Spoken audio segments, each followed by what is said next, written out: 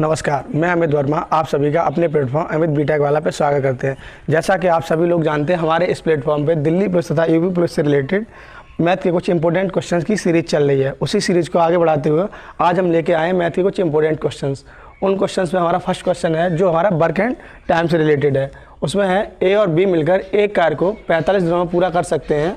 उन्होंने 35 दिनों तक कार्य किया और फिर ए ने कार्य छोड़ दिया। शेष कार्य बी ने अकेले 24 दिनों में पूरा किया। बी अकेले कार्य को कितने दिनों में पूरा कर सकता है? ऑप्शन दिया हुआ 96 डेज, 90 डेज, 102 डेज और 108 डेज। इसका हम सॉल्यूशन देखते हैं। ए और बी, ए प्लस बी, ये मिलकर कार्य को कर सकते थे 45 दिनों में, ठीक है। और इन्होंने कार्य कितना किया? 35 दिनों तक कार्य किया। तो ए प्लस बी का कार्य बचा कितना? यानी 10 दिन और कार्य करते हैं ए प्लस बी। इसी बचे हुए 10 दिन के कार्य को बी ने अकेले कितने दिनों में पूरा किया?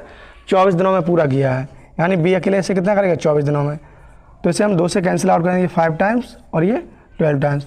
यानी ये इनके टाइम का रेशियो आ गया। और टाइम के रेशियो का जस्ट उल्टा होता है हमारा इनकी वर्किंग एफिशिएंसी का रेशियो, यानी कार्य क्षमता। तो ए प्लस बी की कार्य क्षमता कितनी आ जाएगी? 12 आ जाएगी। और बी की कार्य क्षमता कितनी आ जाएगी? 5। इसका उल्टा हो जाएगा इनका, यानी कार्य क्षमता का रेशियो वर्किंग एफिशिएंसी का। क्लियर हुआ? तो हमें देखना है तो टोटल हमारा कार्य कितना है? ए प्लस बी की क्षमता 12 है और ये 45 दिन तक कार्य कर रहे थे। तो कुल कार्य हमारा कितना आ जाएगा? 12 गुणा 45। ये कुल कार्य है और इसको बी को करना है। बी को, जो बी की एफिशिएंसी है वो कितनी है? 5। तो 5 से करना है इसे। तो 5 से हम डिवाइड कर देंगे, तो 5 ने 45। तो यानी कि ये हो जाएगा 108 दिन। यानी बी है जो कुल कार्य को कितने दिनों में पूरा कर सकता है? 108 दिन में पूरा कर सकता है। और आसानी से हम इसे कैलकुलेट कर लेंगे। ये हमारे समय का रेशियो था, इसका उल्टा हो जाएगा कार्य क्षमता यानी वर्किंग एफिशिएंसी का रेशियो। तो बी कुल कार्य को कितने दिनों में पूरा कर पाएगा? 108 दिन में पूरा कर पाएगा। तो हमारा जो ऑप्शन करेक्ट होगा, ऑप्शन डी एकदम करेक्ट है और यही इसका सॉल्यूशन है। नंबर 2, एक विद्यालय में छात्रों की कुल संख्या 1400 है, जिनमें से 35% लड़कियां हैं और शेष लड़के हैं। यदि वार्षिक परीक्षा में 80% लड़के और 90% लड़कियां उत्तीर्ण हुई हैं तो अनुत्तीर्ण होने वाले छात्रों का प्रतिशत ज्ञात कीजिए। हमें ए ऑप्शन दिया 15.8%, बी ऑप्शन दिया 16.5%, डी दिया 17.4%, सॉरी सी, और डी दिया 21.5%। इसका हम सॉल्यूशन देखते हैं। जो हमारे क्वालिफाइड बॉयज़ हैं वो हम कैसे कैलकुलेट कर लेंगे? तो ये 1400 का कितना परसेंट होगा? 35% क्या हमारी लड़कियां हैं, तो 1400 का 65% तो लड़के हो गए। और इनमें से कितने क्वालिफाई हुए हैं? 80% क्वालिफाई हुए हैं। तो ये हमारे जो उत्तीर्ण हुए लड़के हैं वो आ जाएगा क्वालिफाइड बॉयज़। यानी कितने आ जाएंगे? ये 1400 का 65% ये टोटल लड़के, उनमें 80% क्वालिफाई हुए हैं। 00 से 00 कैंसिल हो जाएगा हमारा। 0 से 0, 8, ये 4 बार 2 से, और ये 5 बार, और 5 से ये 13 टाइम्स। तो ये हमारे आ जाएंगे 14 × 13 × 4। तो यहाँ पे 14 और ये हो जाएगा 13 चौक 52, और 14 से 14 दूनी 28 की 8, 14 पंजे 70 और 2 72। यानी जो हमारे क्वालिफाइड बॉयज़ हैं, जो लड़के हैं, यानी उत्तीर्ण जो लड़के हैं वो कितने हो जाएंगे? 728। उसी तरीके से हम गर्ल्स निकाल लेंगे, क्वालिफाइड गर्ल्स, वो हमारी कितनी हो जाएंगी? 1400 का लड़कियाँ हैं कितना परसेंट? 35%। ये कुल लड़कियाँ हो गई हमारी। और इसका कितना परसेंट उत्तीर्ण हुई है? 90% लड़कियाँ हमारी उत्तीर्ण हुई हैं। तो 90% ये उत्तीर्ण, यानी ये क्वालिफाई वाली हैं। तो 00 से 00 कैंसिल, और इस 0 से ये 0 कैंसिल। तो यहाँ पर हमारा देखते हैं, और ये 5 से ये 7 बार, और ये 2 बार, और 2 से ये 7, 14 7 बार। तो यहाँ जाएगा 7 × 7 × 9। तो 7 7 49, यानी 49 × 9। तो 9 में 81 की 1, और 9 चौक 36, 36 और 8 हो जाते हैं हमारे 44। यानी 441 लड़कियां हमारी क्वालिफाई हुई हैं और 728 लड़के क्वालिफाई हुए हैं। तो कुल कितने क्वालिफाई हुए हैं हमारे? इन दोनों को हम ऐड कर लेंगे। 728 में 441 को हम ऐड कर लेंगे।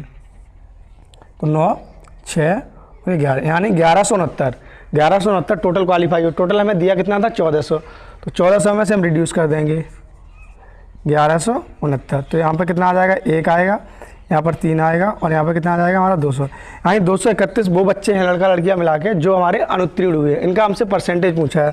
तो 231 अनुत्तीर्ण हुए कितने में से? 1400 में से। तो 100 में से कितना? यही हमारा आ जाएगा नॉन क्वालिफाइड बच्चों का परसेंटेज। तो 00 से 00 कैंसिल हमारा, और 14 से हम भाग करेंगे 231 में। 14 × 14, तो यहाँ पर हो जाएगा हमारा 9, और यहाँ पे कुछ नहीं, यानी, और 14 पंजे 70, 14 84, 84 हो जाएगा। और यहाँ पर हमारा आएगा 7 पॉइंट लग जाएगा, यहाँ पे 0 बढ़ जाएगा और ये 5 बार, यानी 14 से जब 231 को हम डिवाइड करेंगे तो कितना आ जाए 16.5। तो हमारा आंसर यहाँ पे कितना आ जाएगा 16.5%। तो हमारा कौन सा ऑप्शन करेक्ट होगा, ऑप्शन बी हमारा करेक्ट होगा। यानी जो हमारे अनुत्तीर्ण टोटल स्टूडेंट्स हैं वो हमारे कितने हैं 16.5 हैं, और यही इस क्वेश्चन का प्रॉपर सॉल्यूशन है।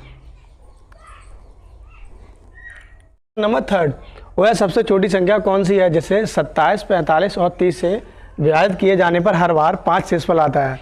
ऑप्शन हमें दिया 260, 102, 275 और 308। तो हमें बेसिकली इसने इनडायरेक्ट वे में हमसे इसका एलसीएम पूछा है। तो हम देखते हैं 27 और 45, 27, 45 और 30 का एलसीएम क्या होगा। तो इसमें सबसे कॉमन फैक्टर क्या है, इसे 3 गुणा 9 लिख सकते हैं, इसे क्या लिख सकते हैं हम 3 गुणा 15 लिख सकते हैं, और इसे 3 गुणा 10 लिख सकते हैं। तो 3 तो इसका कॉमन फैक्टर है। तो 9, 15 और 10 का एलसीएम कितना हो जाएगा 90। तो ये टोटल एलसीएम कितना आएगा 270। 270 वो संख्या है जो इससे डिवाइड करने पर शेषफल हमारा कितना आएगा 0 आएगा, लेकिन शेषफल हमें कितना मिलना चाहिए 5। तो इसमें हम 5 ऐड कर देंगे, तो यानी 275, 275 हमारा वो नंबर होगा जिसे 27, 45 और 30 से डिवाइड करेंगे तो हमारा हर बार जो शेषफल आएगा वो 5 आएगा।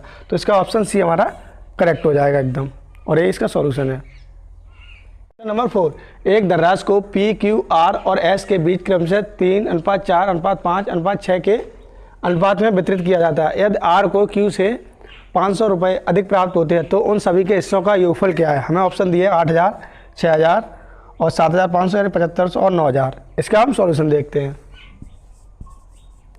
तो हमें कैंडिडेट कितने हैं P, Q, R और S, 4 कैंडिडेट हैं और इनके रेशियो में दिया गया 3:4 और 5 और 6। इस रेशियो में इनको हमें मनी को डिस्ट्रीब्यूट या रुपए को डिस्ट्रीब्यूट किया गया। उसने बोला आर को क्यू से 500 रुपये अधिक मिलते हैं, आर को मिले कितने 5 और क्यू को मिले कितने 4, यानी 5 - 4 का जो हमें अंतर दिया वो दिया 500।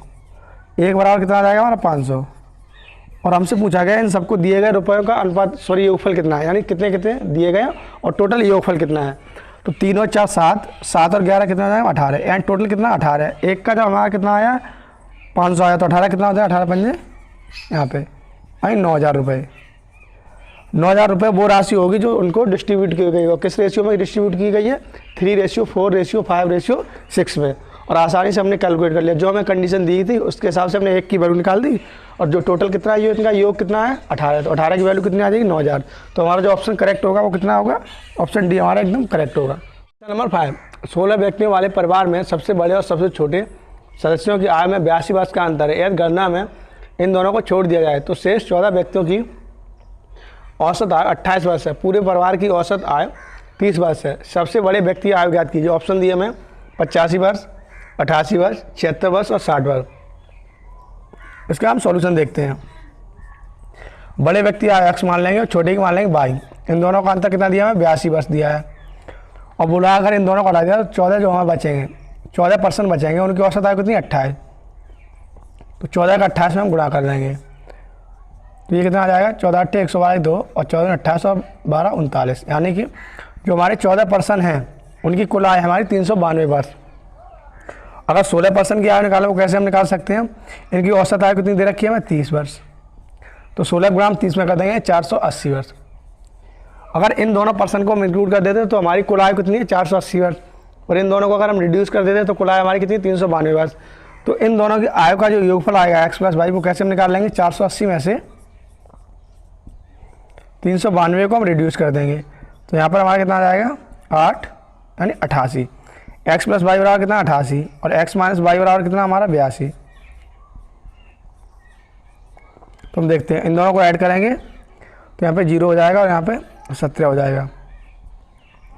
2x बराबर कितना आ जाएगा हमारा 170। तो x बराबर हमारा कितना आ जाएगा 85, यानी जो हमारा बड़ा व्यक्ति है उसकी आयु कितनी है 85 वर्ष। तो ऑप्शन हमारा ए करेक्ट होगा।